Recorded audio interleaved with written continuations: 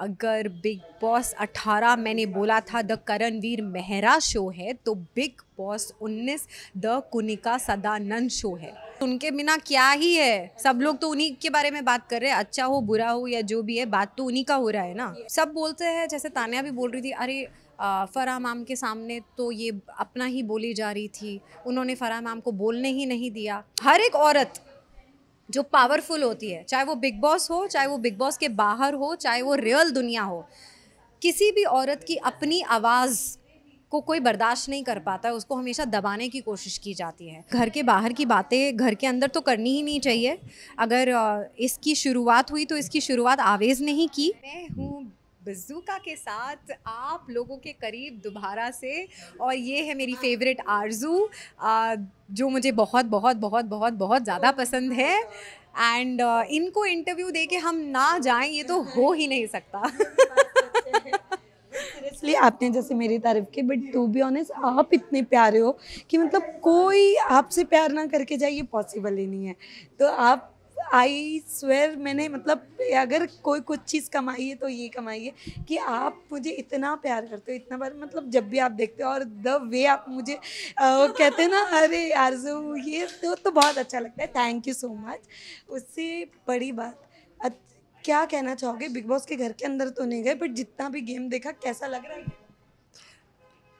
कुनिका कुनिका कुनिका कुनिका कुनिका सदानंद, जैसे कि मैंने अपने सोशल मीडिया साइट पे भी कहा था, डंके की चोट पे कहती हूँ मैं, अगर बिग बॉस 18 मैंने बोला था द करणवीर मेहरा शो है, तो Bigg boss 19 the Kunika Sadanand show है। मतलब literally I think Bigg Boss got lucky this season, उनको ये मिले कुनिका सदानंद, क्योंकि तभी तो कुछ हो रहा है शो के अंदर, अदरवाइज उनके बिना क्या ही है, सब लोग तो उन्हीं के बारे में बात कर रहे हैं, अच्छा हो बुरा हो या जो भी है, बात तो उन्हीं का हो रहा है ना at the end of the day. So yeah I mean, if there is an actual headline, if you say, then that is Kunika Sadanand, she is the headline of Bigg boss 19। But उसके अलावा जैसे अभी आपने कहा कि उनको एक चीज़ पे काफ़ी हेट्स मिली, वो जो परवरिश पे हुई थी चीज़ें, या उनके मुंह से निकली थी तान्या के लिए, what do you have to say? यार मुझे लगता है ना, मुझे ना बहुत बायसनेस सा लगता है, बिकॉज और इसके बारे में भी मैंने बोला था, I mean I spoke about that too, because ये ज़बरदस्ती, I don't understand why, just because she is a little नौटंकी टाइप्स, इस वजह से तान्या मित्तल को इतना ज़्यादा तवज्जो दिया जा रहा है। आधी बातें तो उसकी नॉनसेंस ही हो, मतलब आई डोंट इवन गिव तवज्जो to such people in my life, मतलब because all she does is राजनीति, बट देन अगर देखा जाए तो उसको पॉलिटिक्स में ही जाना है, तो वो कर तो सही ही रही हैं, जो कर रही हैं, वो टैलेंट तो है उनके अंदर राजनीति का, तो वो कर ही रही हैं उस शो के अंदर। एंड अगर उन्होंने आंसू बहाकर कुछ चीज़ें बोल दी, तो मुझे ऐसा लगता है कि बाकी लोगों को कुनिका मैम के ऊपर गैंग अप होने के बजाय उनकी साइड ऑफ द स्टोरी भी सुन लेनी चाहिए थी। क्योंकि प्रॉब्लम क्या होता है ना, जब वो अपने आप को एक्सप्लेन करने जाती है ना अपनी साइड ऑफ द स्टोरी, तो उनको चुप करा दिया जाता है, बोलने नहीं दिया जाता है, अपनी पूरी सेंटेंस नहीं बोलने। सब बोलते हैं, जैसे तान्या भी बोल रही थी, अरे फराह मैम के सामने तो ये अपना ही बोली जा रही थी, उन्होंने फराह मैम को बोलने ही नहीं दिया। But actually, it was the other way around. I felt that every time that Kunika ma'am was trying to explain, Farah ma'am was cutting. Because she was trying to explain the fact कि अगर मैंने women empowerment की बात की, तो मैंने ये बोला कि as an empowered woman, आपके लिए एक डिसएडवांटेज है अगर आप कुकिंग नहीं जानते। उन्होंने ये नहीं बोला कि अगर आपको कुकिंग नहीं आती है तो आप एम्पावर्ड वुमेन नहीं है, या सिर्फ जिसको कुकिंग आती है वो ही एम्पावर्ड वुमेन है। ये दो बहुत अलग अलग स्टेटमेंट्स हैं, जिसको अननेसेसरली मुझे लगता है कि just to put Kunika ma'am down, इसको एक अलग वे में स्ट्रैटेजाइज करके यूज़ किया गया। एंड आई फील सबने बोला कि कैप्टनशिप का उनको मिला, और उन्होंने कैप्टनशिप से पद से नीचे उतर गए, पर सबका एक अपना अपना वे होता है चीज़ों में, मतलब एक रियलिटी शो में जहाँ पे आप स्ट्रैटेजिकली हर कोई काम करता है, इमोशनली आपके साथ हर कोई करता है टारगेट, तो हर किसी का मैकेनिज़्म उसको रिस्पॉन्ड करना अलग अलग होता है। डेफिनेटली अगर उस वक्त उनके साथ कोई होता जो उनको फुल पावर जो है वो बोलता, आई मीन अगर मैं होती तो मैं डेफिनेटली बोलती कि भाई no ma'am, I will not allow you to do this. मैं आपको ये करने ही नहीं दूंगी कि आप अपना पद क्यों छोड़ो, क्योंकि आपको किसी ने इमोशनली मैन्युपुलेट किया, स्ट्रैटेजिकली मैन्युपुलेट किया, इस वजह से क्यों, why should you do it. तो ऐसा कुनिका मैम के लिए कोई नहीं है। ऐसे नहीं है कि उनको ज़रूरत भी नहीं है ऐसे किसी की। और यही वो कारण है जिसकी वजह से पूरा घर इंटिमिडेटेड होता है, क्योंकि जनरली क्या होता है ना, जो बहुत ही पावरफुल वुमन होती है ना, हर एक औरत जो पावरफुल होती है, चाहे वो बिग बॉस हो, चाहे वो बिग बॉस के बाहर हो, चाहे वो रियल दुनिया हो, किसी भी औरत की अपनी आवाज़ को कोई बर्दाश्त नहीं कर पाता है, उसको हमेशा दबाने की कोशिश की जाती है। और कोई एक ऐसी औरत जो अपनी आवाज़ उठाना जानती है, अपने लिए खड़े होना जानती है, अपनी सेल्फ वर्थ जानती है, ऐसी औरत से हमेशा लोग इंटिमिडेट होते हैं। और यही है केस कुनिका मैम का, जिसकी वजह से हर कोई उनको टारगेट करता रहता है। बट उसके अलावा घर के अंदर 2 जोड़ी, आवेश और नगमा, जो घर के अंदर आवेश ने नगमा को प्रपोज किया, बट घर के बाहर ही तुरंत उनका एक अलग एंगल बाहर निकल के आया है कि वो लड़कियों को मैसेज करते थे, उन्होंने लड़कियों को डेट किया है। What do you have to say? I तो don't know him, and also I feel कि घर के बाहर की बातें घर के अंदर तो करनी ही नहीं चाहिए। अगर इसकी शुरुआत हुई तो इसकी शुरुआत आवेश ने ही की।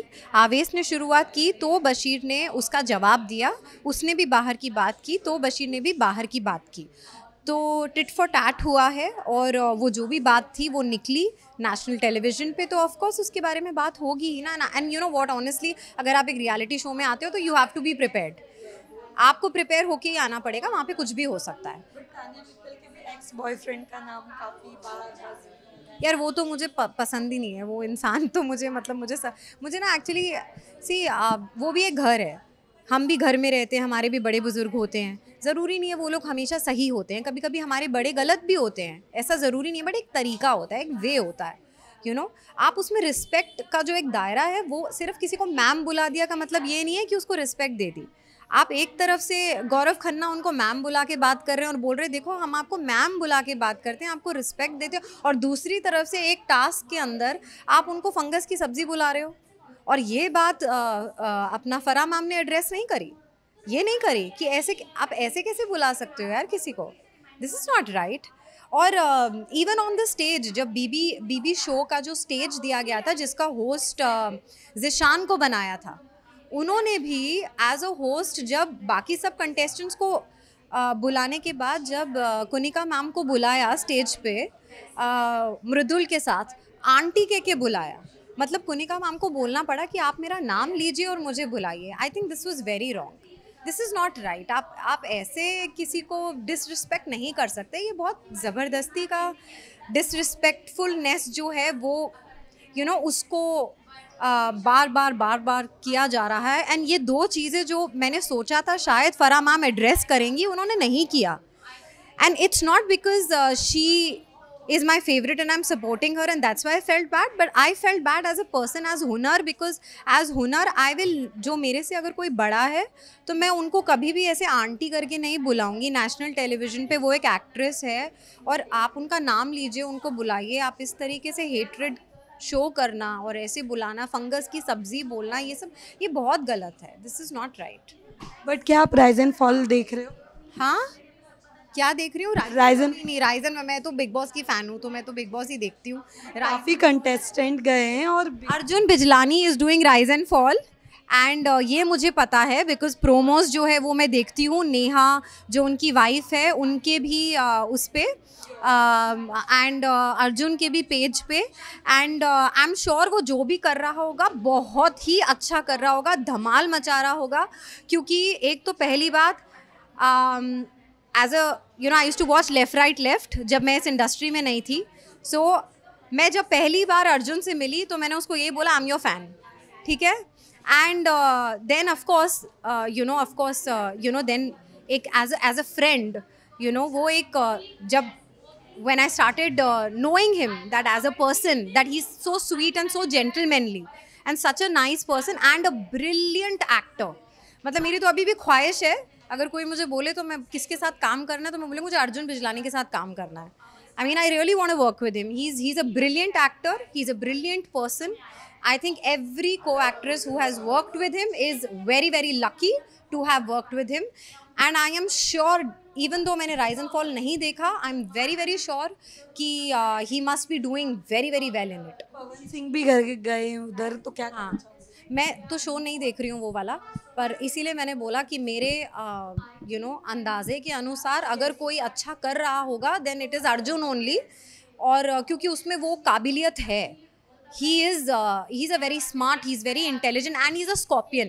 Scorpions are very intelligent and very smart, and reality show है और रियल में वो बंदा वैसे ही बहुत कमाल का है, तो उसके अंदर तो उसको अपना रियल सेल्फ ही प्ले करना है, तो फिर आई एम श्योर वो सबका दिल जीत के ही जाएगा. And he is a very family oriented man, so definitely he will touch hearts with his performance, and I hope if somebody has to win then it should be Arjun only.